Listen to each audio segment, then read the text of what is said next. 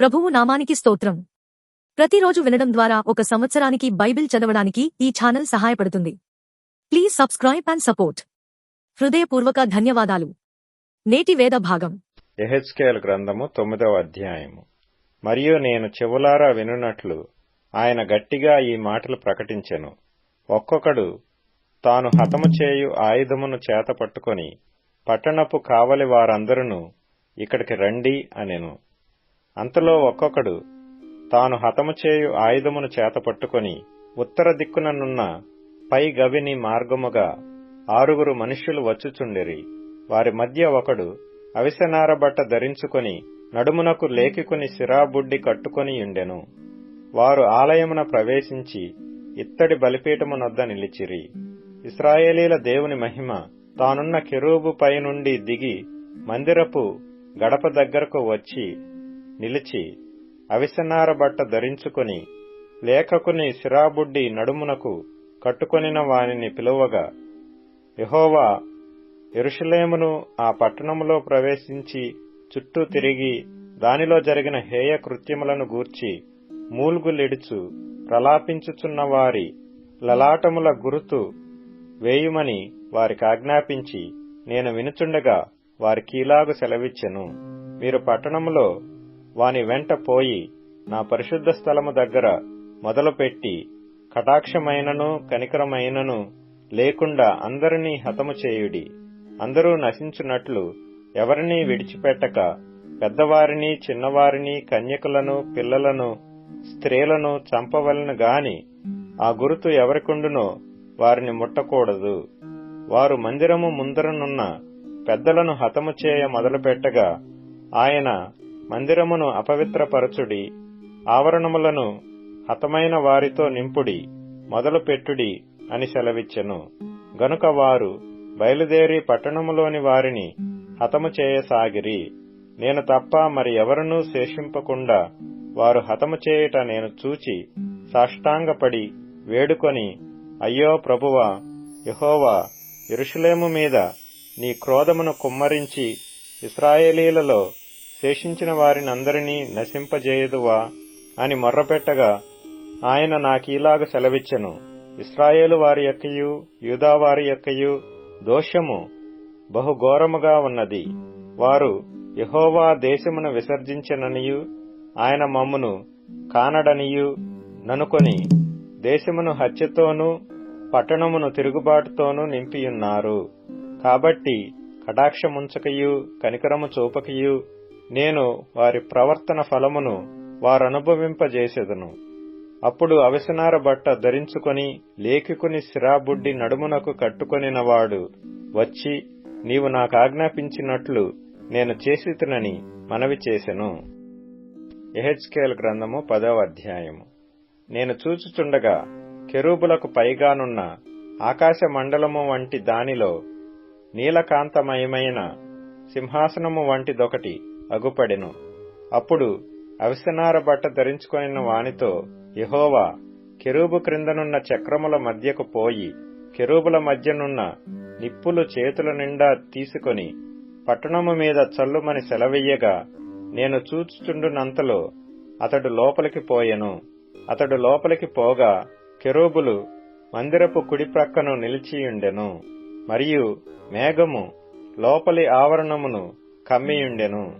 యెహోవా మహిమ కెరూబుల పైనుండి ఆరోహణమై మందిరపు గడప దగ్గర దిగి నిలిచెను.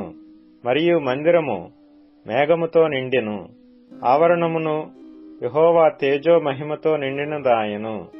దేవుడైన సర్వశక్తుడు పలుకున్నట్లుగా కెరూబుల రెక్కల చప్పుడు బయటి ఆవరణము వరకు వినబడెను. కెరూబుల మధ్య నుండు చక్రముల దగ్గర నుండి అగ్ని తీసుకొనుమని ఆయన అవిసెనార బట్ట ధరించుకొనిన వానికి ఆజ్ఞ ఇయ్యగా అతడు లోపలికి పోయి చక్రము దగ్గర నిలిచెను. కెరూబులలో ఒకడు కెరూబుల మధ్యనున్న అగ్నివైపు చెయ్యి చాపి నిప్పులు తీసి అవిసెనార బట్ట ధరించుకొనిన వాని చేతిలో నుంచగా అతడు అవి పట్టుకొని బయలుదేరెను. అంతలో కెరూబుల రెక్కల క్రింద మానవ హస్తరూపమొకటి కనబడెను. నేను చూచుచుండగా ఒక్కొక్క కెరూబు దగ్గర ఒక చక్రము చొప్పున 4 చక్రములు కనబడెను. ఆ చక్రములు రక్తవర్ణపు రాతితో చేయబడినట్లుండెను. ఆ 4 చక్రములు ఏకరీతిగా నుండి ఒక్కొక్క చక్రమునకు లోగా మరి ఒక చక్రమున్నట్లుగా కనబడెను. అవి జరుగుచుండగా 4 వైపులు జరుగుతున్నట్లుండెను. వెనుకకు తిరుగక జరుగుచుండెను. తల ఏ తట్టు తిరుగునో అవి ఆ తట్టే దాని వెంట పోవుచుండెను. వెనుకకు తిరుగక జరుగుచుండెను. ఆ 4 కెరూబుల యొక్క శరీరములను, వీపులను, చేతులను, రెక్కలను ఆ చక్రముల చుట్టూను కన్నులతో నిండియుండెను. 4ంటికి చక్రములుండెను. నేను వినుచుండగా తిరుగుడని చక్రములకు ఆజ్ఞ ఇయ్యబడెను. కెరూబులలో ఒక్కొక్క దానికి 4 ముఖములుండెను. మొదటిది కెరూబు ముఖము, రెండవది మానవ ముఖము, మూడవది సింహ ముఖము, 4వది పక్షిరాజు ముఖము. ఈ కెరూబులు పైకెక్కెను. కెబారు నది దగ్గర నాకు కనబడిన జంతువు ఇదే. కెరూబులు జరుగగా చక్రములను వాటి ప్రక్కకు జరిగెను. కెరూబులు నేల నుండి లేవవలెనని రెక్కలు చాచగా ఆ చక్రములు వాటి యొద్ద నుండి తొలగలేదు. జీవులకున్న ప్రాణము చక్రములలో ఉండెను గనుక అవి నిలువగా ఇవియూ నిలిచెను. అవి లేవగా ఇవియూ లేచెను. యెహోవా మహిమ మందిరపు గడప దగ్గర నుండి బయలుదేరి కెరూబులకు పైతట్టున నిలువగా కెరూబులు రెక్కలు చాచి నేను చూచుచుండగా నేల నుండి పైకి లేచెను. అవి లేవగా చక్రములు వాటితో కూడా లేచెను. అవి యెహోవా మందిరపు తూర్పు ద్వారమునకు వచ్చి దిగి అక్కడ నిలువగా ఇశ్రాయేలీల దేవుని మహిమ వాటికి పైగా నిలిచెను. కెబారు నది దగ్గర ఇశ్రాయేలు దేవుని క్రింద నాకు కనబడిన జీవి ఇదే. అవి కెరూబులని నేను గుర్తుపట్టితిని. ఒక్కొక్క దానికి 4 ముఖములను 4 రెక్కలను ఉండెను. మరియు ఒక్కొక్క దానికి రెక్క క్రిందను మానవ హస్తము వంటిది ఒకటి కనబడెను. మరియు వాటి ముఖరూపములు కెబారు నది దగ్గర నాకు కనబడిన ముఖరూపముల వలె ఉండెను. అవియు వాటి రూపములను అదే విధముగా ఉండెను. ఇవి అన్నియు ఆయా ముఖముల వైపుగా జరుగుచుండెను. హెబ్రీయులకు రాసిన పత్రిక 3వ అధ్యాయం. ఇందువలన పరలోక సంబంధమైన పిలుపులో పాలు పొందిన పరిశుద్ధ సహోదరులారా, మనము ఒప్పుకొనిన దానికి అపోస్తలుడును ప్రధాన యాజకుడునైన యేసు మీద లక్ష్యముంచుడి. దేవుని ఇల్లంతటిలో మోషే నమ్మకముగా ఉండినట్టు ఈయన కూడా తన్ను నియమించిన వానికి నమ్మకముగా ఉండెను. ప్రతి ఇల్లును ఎవడైనా ఒకని చేత కట్టబడును. సమస్తమును కట్టినవాడు దేవుడే. ఇంటికంటే దానిని కట్టినవాడెక్కువ ఘనత పొందినట్టు ఈయన మోషే కంటే ఎక్కువ మహిమకు అర్హుడుగా ఎంచబడెను. ముందు చెప్పబోవు సంగతులకు సాక్షార్థముగా మోషే పరిచారకుడయ్యుండి దేవుని ఇల్లంతటిలో నమ్మకముగా ఉండెను.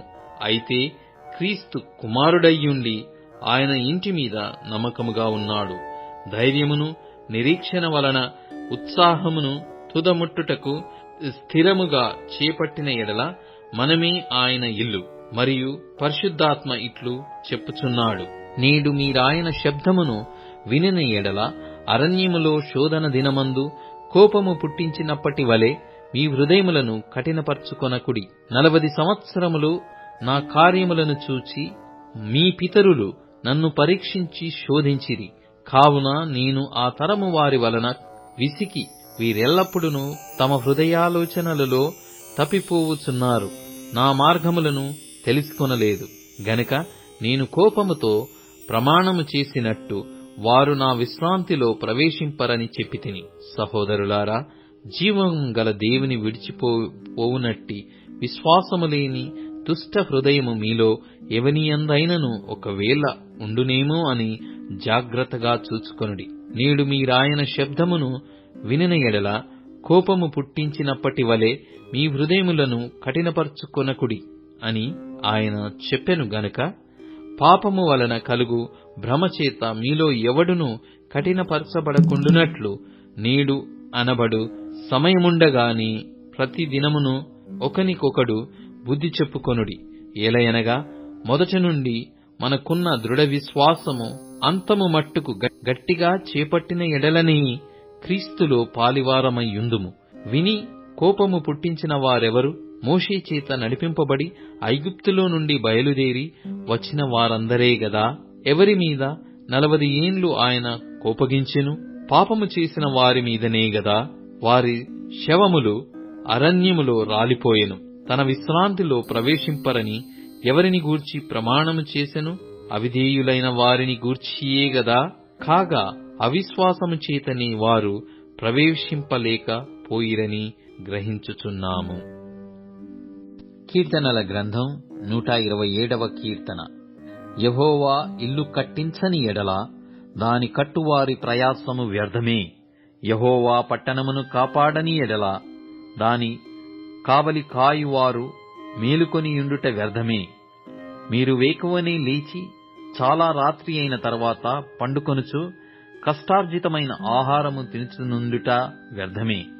తన ప్రియులు నిద్రించుచుండగా ఆయన వారికిచ్చుచున్నాడు. కుమారులు యెహోవా అనుగ్రహించు స్వాస్థ్యము, గర్భఫలము ఆయన ఇచ్చు బహుమానమే. యవన కాలమందు పుట్టిన కుమారులు బలవంతుని చేతిలోని బాణముల వంటివారు. వారితో తన అంబుల పొది నింపుకొనిన వాడు ధన్యుడు. అట్టివారు సిగ్గుపడక గుమ్మములో తమ విరోధులతో వాదించుదురు. ఇప్పుడు tune in, Spotify, Amazon music మరియు యూట్యూబ్ మ్యూజిక్ లో కూడా అందుబాటులో ఉంది. Please follow us.